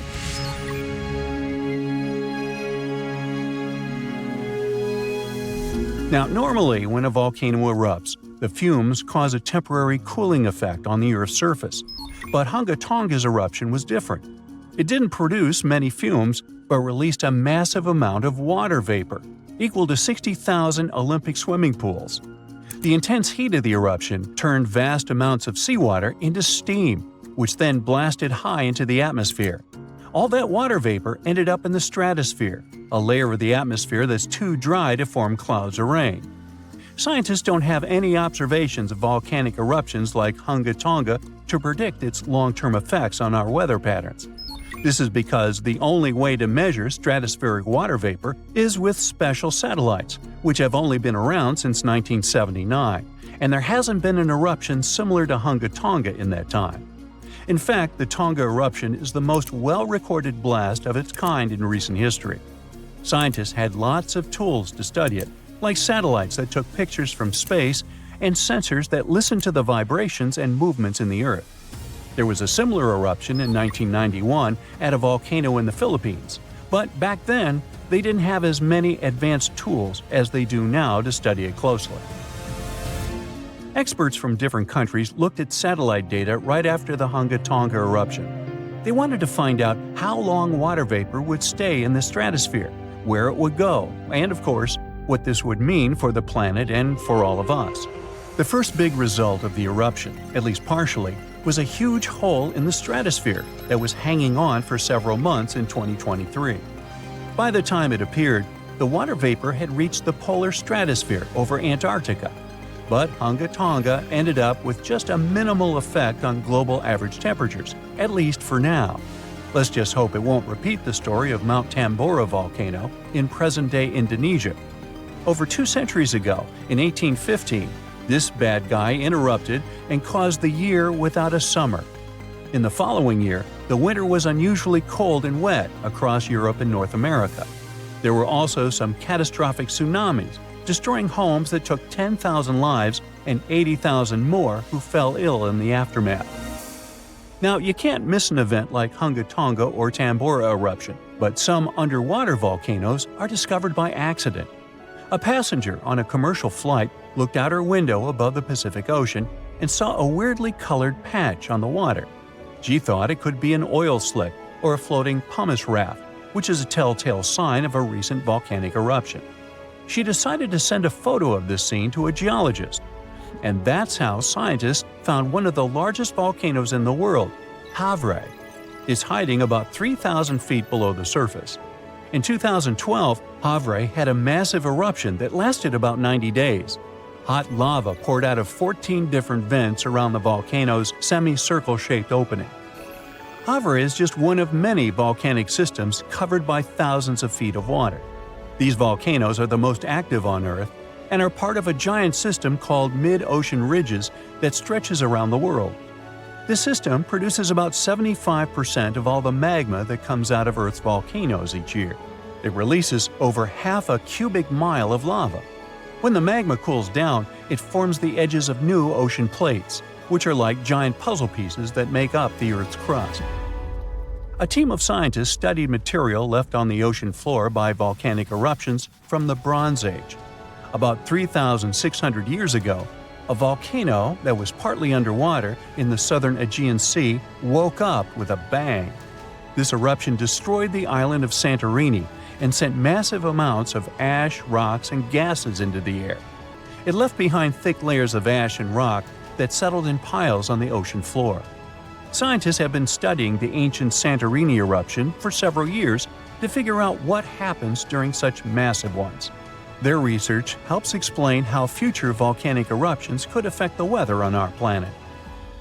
The study also helps scientists understand the strength of the eruptions, how high the eruption columns might go, and the sizes of the waves that form when all that ash and rock settles into terraces on the ocean floor. This information will help predict the dangers of future eruptions. Now, when a volcano erupts, the last place you want to be is inside it. But scientists did it for you. Well, kinda. They produced a smart new imaging technique that uses the best ideas from medical imaging and optical telescopes. Matrix imaging, that's what it's called, makes it easier to understand what's happening underground. even when there aren't many sensors available. These sensors, called geophones, detect and record the movement of seismic waves, which are vibrations that travel through the Earth. By studying these waves, scientists can learn about the distinct types of rocks and how they are arranged beneath the surface. The researchers test their method on a volcano in Guadalupe in the Caribbean Sea. There aren't so many geophones on this site, but the scientists combined the data from multiple geophones thanks to this new tech. They used a special trick called the memory effect to reverse the distortions that happen when seismic waves bounce off different underground materials and figure out what the original signals look like. The researchers could clearly see the structure inside the volcano down to a depth of about 6 miles, with incredibly detailed images in a resolution of over 300 feet. They found out that there are many layers of magma stored underground. These layers are connected to other deep parts of the Earth. Knowing about these layers and how they work could help scientists make better guesses about when a volcano might erupt. If they can do that, they might be able to warn people earlier and keep them safe from dangerous eruptions. Around 2,500 years ago, an earthquake completely changed the course of one of the largest and most famous rivers on the planet, the Ganges. Now, it's normal for rivers not to sit in one place, so if you live next to one, it could also just disappear without a trace or flood the whole city one day. In the case of the Ganges River, a supermassive earthquake became the reason for this dramatic change. Scientists say it might happen again, and it would be a huge problem for millions of people who depend on this river. The Ganges River starts as small streams in the Himalayas and travels a long way, over 1,500 miles. Along its journey, it meets other big rivers before all the water flows into the Bay of Bengal. The Ganges has the largest delta in the world among all rivers. Just like many other rivers in the region, it slowly changes its path over time. These changes, if they happen when a river wears away its banks, usually takes a long time, sometimes decades. Scientists have discovered that the Ganges-Brahmaputra river system has shifted several times over the last 6,000 years. When they looked at satellite images of the Ganges Delta, they noticed something interesting. There was a crescent-shaped dip in the ground about 28 miles away from where the river is flowing now. This depression was over 1 mile wide and stretched for many miles. They thought it might have been an old main channel of the Ganges River a long time ago. In 2018, the team decided to visit the area to check it out for themselves and take samples to learn more about it. While driving back home, they noticed a pit where someone was digging dirt to create a pond. The next day, they planned to fill it with water, but the researchers spotted something strange in the dirt. There were vertical bands of light-colored sand mixed into the darker mud. These special layers are clues from the past. They show that an ancient earthquake made sand and water shoot up from below the ground and created sand volcanoes that were trapped in time. The scientists studied the sand and mud and figured out that these earthquakes happened around 2,500 years ago and were strong, with magnitudes of 7 to 8. The epicenter was over 110 miles away from the main stem of the river, but it was powerful enough to displace it. It could have affected around 140 million people. The Ganges-Brahmaputra system is close to spots where Earth's tectonic plates meet, so earthquakes happen here often. There's no danger right now, but scientists think that another massive earthquake could happen in the next few hundred or thousand years. It could threaten up to 170 million people. That's about half the population of the U.S. No one can predict exactly when an earthquake will happen or how strong it will be. Learning how earthquakes in the past moved rivers helps scientists figure out patterns and make guesses about similar events in the future. This knowledge could help us prepare better and create safety plans before another big earthquake strikes.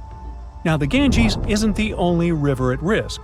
The Yellow River, the Irrawaddy River, and rivers in the United States like the Klamath and San Joaquin all face similar dangers. The mighty Mississippi River has also switched its path many times over the last 7,000 years.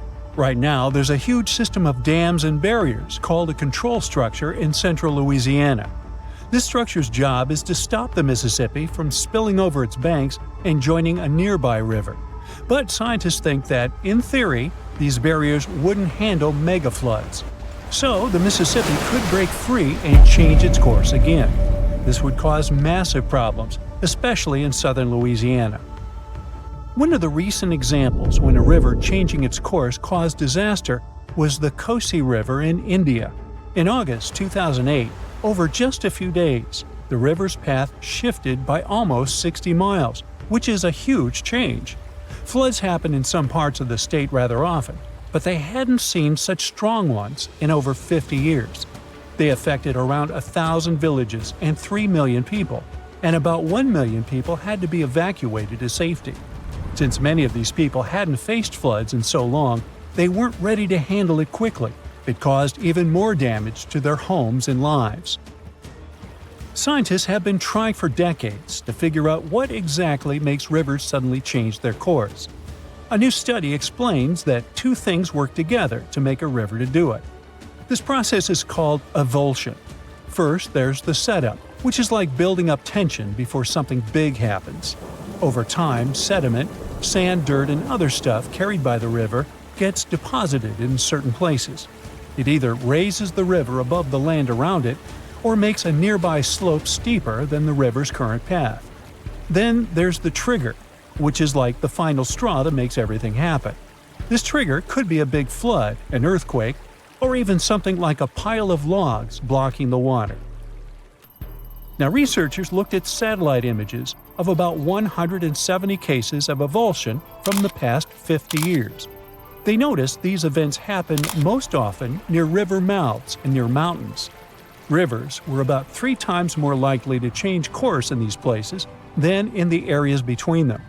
They also studied 58 river channels in detail, using super clear maps to measure super elevation. That's how high the river is compared to the land around it. They also measured slope advantage. That's how steep a new path might be compared to the river's current one. They found that near mountains, rivers often pile up so much sediment that they become super elevated and spill over. But near river mouths, like in deltas, rivers need a steep slope advantage to break through the mud and form a new path. These two factors work together like a seesaw. If one is stronger, the other doesn't need to be as strong for an avulsion to happen. To figure out where a river might go if it changes course, the researchers created a smart computer algorithm. This tool uses maps to measure the terrain steepness and the river's flow to predict where the river might move. They tested it on 10 past avulsions, and it correctly guessed the path every single time. Scientists hope they could use these findings to protect people living near rivers from sudden floods. Rivers changing course played a big role in creating one of the first organized administration systems in the world. Scientists found clues for this in the territory of ancient Mesopotamia. This name means the land between two rivers, and it was between the rivers Tigris and the Euphrates. People living there relied on these rivers for water, food, and transportation. Scientists wanted to figure out how these sudden changes in these rivers affected ancient people. To do this, they used two kinds of maps. The archaeological maps show how ancient cities grew over time, including what types of buildings people built. Certain buildings, like big palaces or city walls, could show when each city first had an organized administration. The second kind of map showed where the Tigris and Euphrates rivers flowed long ago. They often shifted, sometimes slowly, and sometimes very quickly and dramatically. Around the year 5000 BCE, Mesopotamia started to become drier and farming became harder. Farmers had to grow their crops near rivers, where they could use the natural floods to water their fields or dig little channels to bring river water to their plants. Because farming was so important, towns and cities grew near the rivers too, so people could stay close to their food. But when a river suddenly changed its course, people didn't give up. They worked together to dig long canals to bring water from the new river path back to their fields. The canals helped them get water again, and the administration buildings showed they were organizing as a community to solve big problems together. You have friends over for dinner. You set your drink on the counter and go help your friend set out some desserts. When you get back, you notice the liquid in your cup. It's sloshing around and the ice cubes look like ships on a rough sea. Now you feel it too. On the ceiling, the chandelier is swinging like mad. Then you hear someone scream, "Earthquake!" The house and everything in it is rocking back and forth. You try to run for cover, but the shaking keeps you stuck in place, fighting to keep your balance. The cabinets look possessed, and glasses and dishes fly out and smash on the floor. The bookshelves topple over, and everything hanging on the walls sways and falls off. You duck under the dining room table, trying not to get hurt on all those broken dishes. Yeah, you've been through earthquakes before, but none like this. Checking your phone? Typical, no signal. You can't believe what's about to happen. The screams get louder, and suddenly the whole house collapses. The biggest earthquake ever recorded happened in Chile in 1960. Disaster came in the afternoon, just when everyone was out enjoying themselves. To cause serious, life-changing damage, you need to have a magnitude of around 7 or so on the Richter scale. This one was 9.5. This part of Chile is smack dab on the so-called Ring of Fire, the most active volcanic and seismic area in the world along the Pacific Rim. The initial shaking lasted around 10 minutes, and after 2 days, many aftershocks were still strong enough to set off a volcano in the south of the country. But that's not where it ended. The earthquake unleashed a series of tidal waves all over the Pacific Ocean, with some reaching over 80 feet high. The waves and earthquake were so strong that they even affected Hawaii, Japan, and the Philippines. It caused around $500 million $1960 worth of damage. Many were left homeless. Much of their infrastructure was smashed too. Buildings as far as the eye could see were toppled, and debris piled everywhere.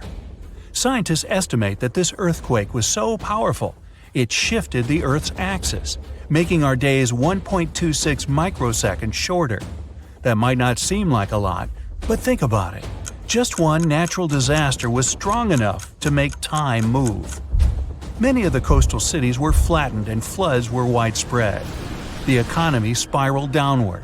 According to studies, if this earthquake happened today, it caused more than $20 billion in damages. So what would happen if an earthquake twice that size hit without warning? For starters, you'd likely feel the effects even further away. Tidal waves wouldn't just hit the coasts of Japan and the Philippines. They would move even further to China, Korea, Vietnam, and even Australia. And those waves would be significantly higher than 80 feet, perhaps double that. That's like 8 giraffes piled on top of each other, surfing your way. If you lived by the coast, you'd notice the waves. If you saw the water recede way back so you could practically see where all the fish call home, you'd know it was time to run. Chances are that a tsunami's heading your way. Say it really happens. You're caught under the wreckage, not knowing what's going on. You manage to free yourself and escape to the fresh air. And you're not alone, because all the houses in the neighborhood have turned into piles of bricks and rubble. The bridges have also collapsed, leaving people stranded on either side. You look around, dust yourself off, and rush to find help. Fire trucks and ambulances drive between the broken-down cars and rubble. You try to make it to your car, but the aftershocks are still hitting, and you're getting tossed to the sidewalk. With all the cell towers down, you can't call anyone on your phone. Your knees are shaking, but you manage to power through. Once you reach your car, you see it crushed under a boulder, like a giant soda can. You continue on foot and eventually reach downtown. It looks as if some giant got angry and knocked all the buildings down. You push forward and try to see if you can find some help. Without warning, your phone vibrates. You check it and see 1,000 notifications about a 20-magnitude earthquake. You're still shaking, but that's all you. The ground is still for now. Uh-oh. You hear something in the distance, racing towards you. To your right, you see tidal waves as tall as buildings charging at you. Still in shock, not knowing what to do, you now come to your senses and run. You don't even know which way to go. There's a tsunami right behind you, and in front of you are broken down buildings with rocks and concrete still falling everywhere. Wait, there's a building that's somehow still standing. You need to get on top of that thing. You reach the elevator, but it's jammed. Not surprising. You bolt up the stairs as fast as you can, tripping on broken glass and plaster, but always managing to get back up. You look out a window and see the water. It's so close. You're nearly at the top. A few more flights and… whoosh. The water forces its way into the building and drags you down at least 2 floors. You can barely see anything. Still, you know you must swim up. But the water keeps forcing you downwards. After about 30 seconds, you manage to swim your way out and continue climbing to the top. You scramble to the top floor and collapse on the roof. You're safe for now. The tidal wave is still going strong, plowing its way through the ravaged city center. Your phone is now waterlogged and useless.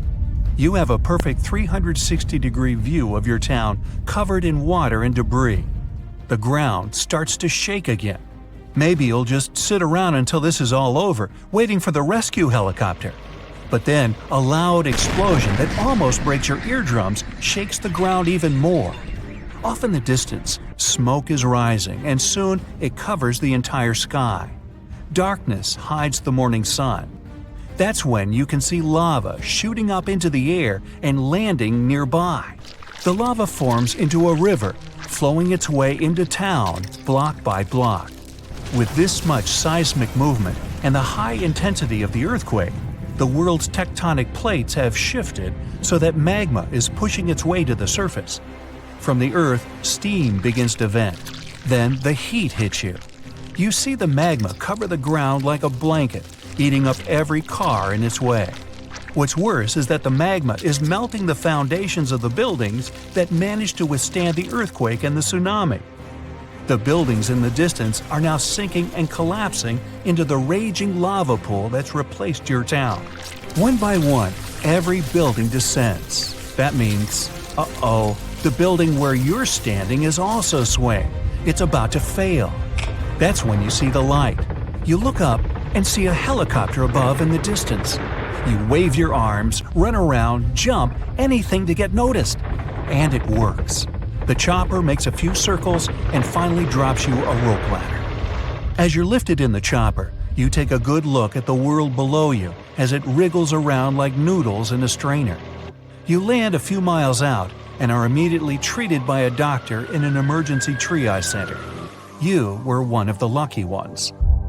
A year later, the tsunami water has receded.